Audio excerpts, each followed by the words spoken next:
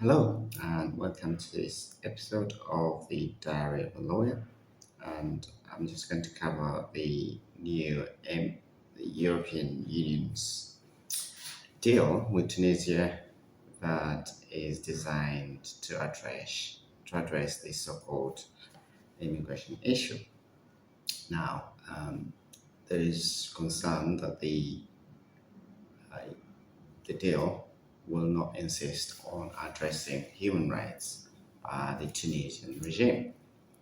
As you know, in the last few months, there have been widespread reports of the regime targeting, in particular, people or black folks of African descent, evicting them from their homes, their work, and being physically attacked, which, to their credit, even the public in Tunisia were protesting against.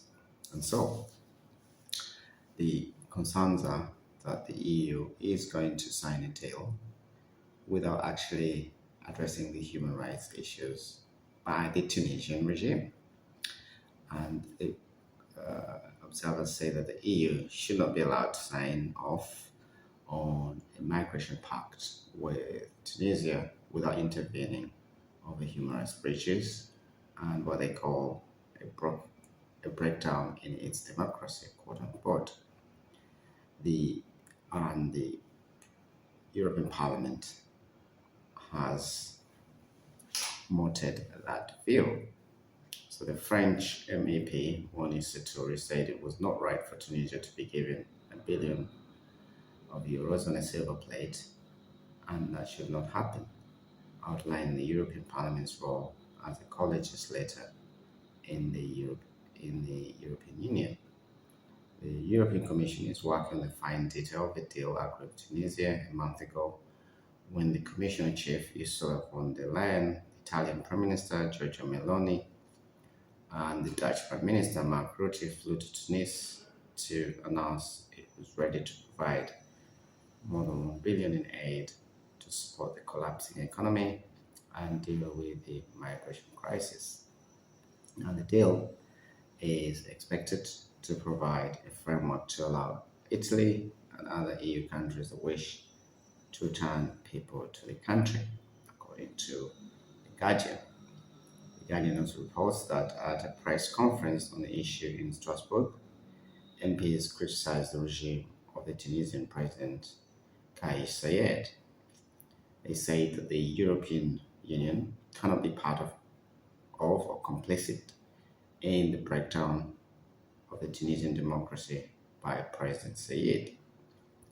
They went on to say that they need all European institutions united in their call and that the money released needs to be conditioned on full respect of human rights, democracy, and of course, rule of law, according to Maciek Mimik, an MP for the Progressive Alliance of Socialists and Democrats.